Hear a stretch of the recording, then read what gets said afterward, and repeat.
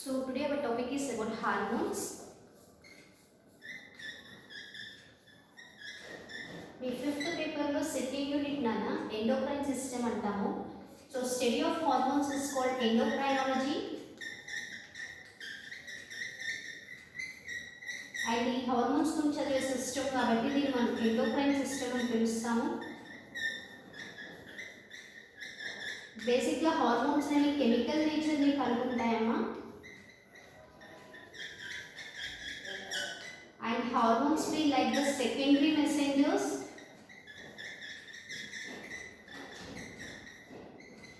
So we can define hormones as the hormones nela manam define cheyachante hormones are the small substances. These are the small organic substances which are produced in specific regions. It's called hormones. Small organic substances ఎక్కడైతే specific రీజన్స్లో మనకి produce అవుతాయో వాటిని hormones అంటామమ్మా. Hormones మనం secondary messengers అని పిలుస్తాం. ఎందుకు మనం secondary messengers అంటామంటే hormones అనేవి మనకి ఇన్ఫర్మేషన్ ఏదైతే ఉందో అది టిష్యూ నుంచి టిష్యూకి, సెల్ నుంచి సెల్కి మనకి ట్రాన్స్ఫర్ చేయడానికి ఉపయోగపడతాయి. So it will be called as secondary messengers. And naturally hormones are the chemical nature. So మన హార్మోన్స్ గురించి చదివే సిస్టమ్ అంతా ఎండోక్రైన్ సిస్టమ్ అని, స్టడీ ఆఫ్ హార్మోన్స్ని ఎండోక్రైనాలజీ అని అంటాం నాన్న. ఇంకా హార్మోన్స్ యొక్క క్లాసిఫికేషన్ చూసుకుంటే మనకి బేసిక్గా చాలా క్లాసిఫికేషన్స్ ఉన్నాయి నాన్న. కానీ మెయిన్గా ఇంపార్టెంట్గా మనం చదివే క్లాసిఫికేషన్స్ ఏంటి అంటే 2 టైప్స్ నాన్న. First classification is based on the nature. Second classification is based on the action or the function. So classification based on the chemical nature of hormones will be classified into 3 types nana. In the first hormone ni మనం ఏమని చెప్పుకుంటామంటే protein or the peptide hormone. And second classified hormones is nothing but steroid hormones.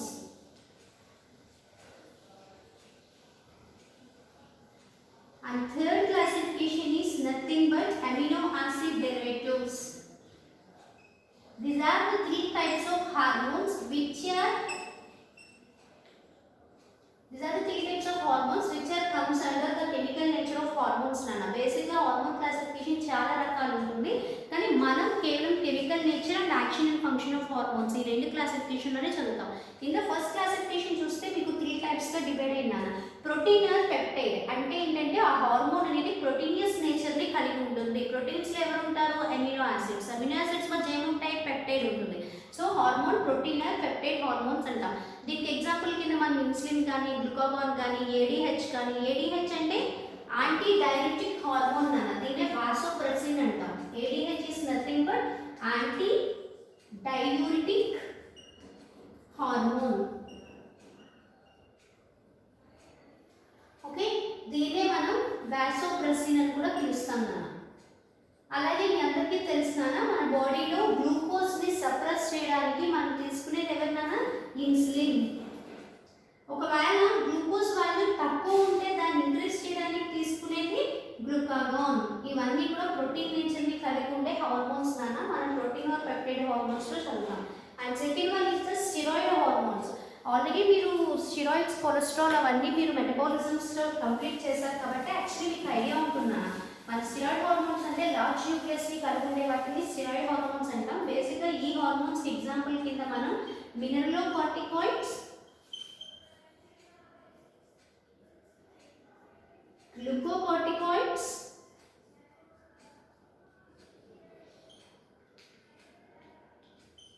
and 6 hormones, nothing but gonads.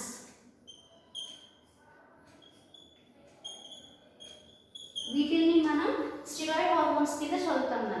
And last but not the least this is the amino acid derivatives. అంటే ఒక amino acid వల్ల మనకి ఏమైనా hormones ఉంటే వాటిని మనం amino acid డెరివేటివ్స్లో చదువుతాం కదా. ఇందులో మనం చదివే hormone ఎపినెఫ్రాన్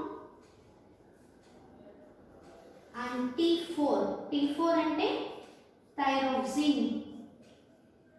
nothing but thyroid hormone చదువుతారు అన్న.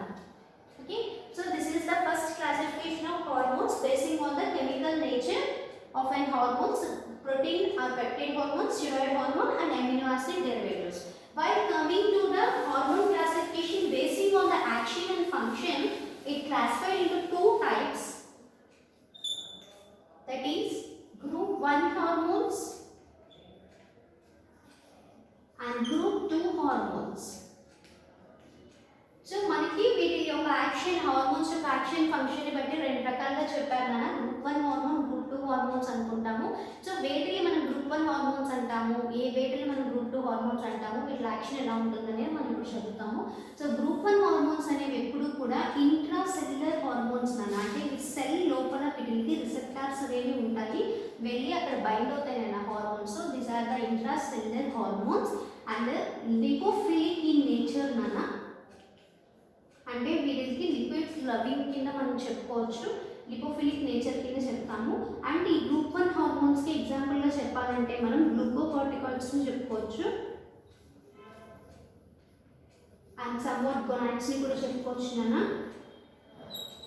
సో ఈ గ్రూప్ 1 హార్మోన్స్ అనేవి మనకి ఎలా అంటే ఒక హార్మోన్ అనేది వెళ్ళి మనకి ఇంట్రా సెల్యులర్ అంటే సెల్ లోపల మనకి రిసెప్టార్స్ అనేవి ఉంటాయి నాన్న. ఈ హార్మోన్ వెళ్ళి రిసెప్టార్స్కి బైండ్ అవ్వడం వల్ల మీకు హెచ్ఆర్ కాంప్లెక్స్ అనేది ఫామ్ అవుతుందన్న. ఈ హెచ్ఆర్ కాంప్లెక్స్ని మనం హార్మోన్ రిసెప్టార్ కాంప్లెక్స్ అంటాం. ఎప్పుడైతే హార్మోన్ రిసెప్టార్ కాంప్లెక్స్ అనేది ఫామ్ అవుతుందో మనకి జీన్ ఎక్స్ప్రెషన్ అనేది జరుగుతుంది అని చెప్తాం. వైల్ కమింగ్ టు గ్రూప్ 2 హార్మోన్స్ని చూసుకుంటే గ్రూప్ 2 హార్మోన్స్ మనకి ప్లాస్మా మెంబ్రెయిన్ మీద ప్రెజెంట్ అయిపోయాయి అన్న. అంటే ఇవి మనకి ఏంటంటే సెల్ సర్ఫేస్ మీద బైండ్ అవుతుందని చెప్తాం కదా. These are the cell surface. And మనకి ఏంటి అంటే ఇది మనకి ఒక హార్మోన్ అనేది రిసెప్టార్కి బైండ్ అయిన తర్వాత అది స్టిమ్యులేషన్ జరిగి దాని నుంచి కొత్త ప్రోడక్ట్స్ అనేవి ఫామ్ అవుతాయి కదా. సో ఇక్కడ హార్మోన్ అంటే గ్రూప్ 2 హార్మోన్స్ ఏం చేస్తాయంటే రిసెప్టార్కి బైండ్ అయిన తర్వాత అది దేన్నైతే బైండ్ చేశాయో ఆ బైండ్ అయిన దాన్ని స్టిమ్యులేట్ చేసి ఆ స్టిమ్యులేషన్ ద్వారా కొత్తవి అనేవి ఫామ్ చేస్తాయి. ఆ ఫామ్ చేసిన కొత్త వాటిని మనం సెకండరీ మెసెంజర్స్ అంటాం మనం.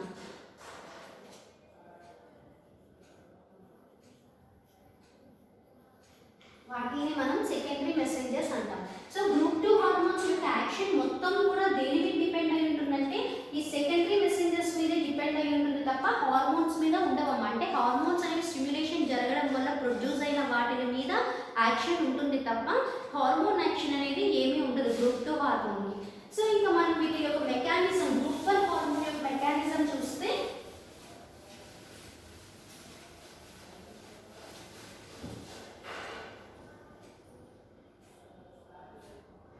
ఇది ఒక హార్మోన్ అనుకుంటే మీరు, it is and A hormone,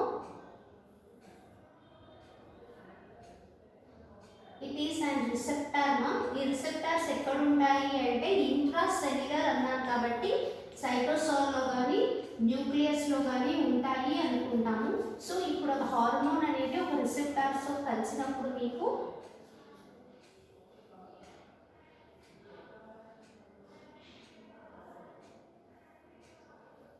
ఇలా ఫామ్ అవుతుందన్న. దీన్నే హార్మోన్ రిసెప్టార్ కాంప్లెక్స్ అంటాము.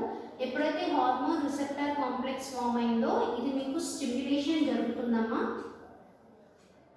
స్టిమ్యులేషన్ జరుగుతుంది ఇక్కడ దీని మీద. జరిగిన తర్వాత జీన్ అనేది ఎక్స్ప్రెషన్ జరుగుతుంది. అంటే జీన్ స్టిమ్యులేట్ అయ్యి యాక్షన్ని చూపిస్తుంది నాన్న. సో ఇలా జీన్ స్టిమ్యులేట్ అవగానే మీకు ట్రాన్స్క్రిప్షన్ జరిగి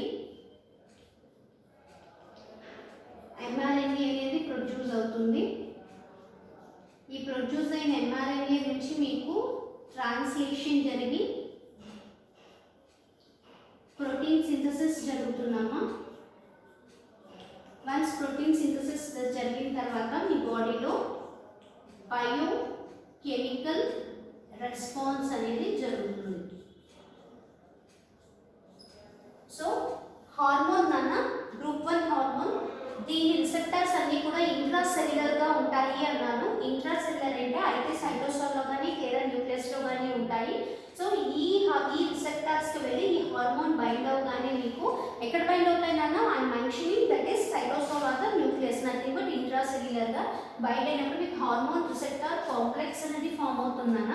ఇలా ఫామ్ అయిన హార్మోన్ రిసెప్టార్ కాంప్లెక్స్ అనేది మన బాడీలో స్పెసిఫిక్ జీన్కి వెళ్ళి స్టిమ్యులేషన్కి చేయడానికి బైండ్ అవుతుంది. బైండ్ అవగానే జీన్ ఎక్స్ప్రెస్ అవుతుంది నాన్న.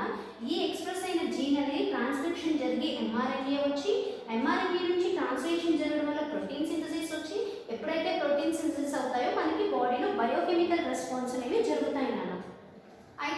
మనకి గ్రూప్ 1 హార్మోన్స్ కింద చెప్తాం. ఈ గ్రూప్ 1 హార్మోన్స్తో పాటు బేసిక్గా గ్రూప్ 2 హార్మోన్స్లో మనకు ఉండేవి ఏంటంటే క్యాంప్ అన్న.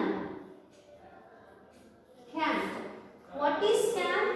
Camp is nothing but cyclic adenosine monophosphate.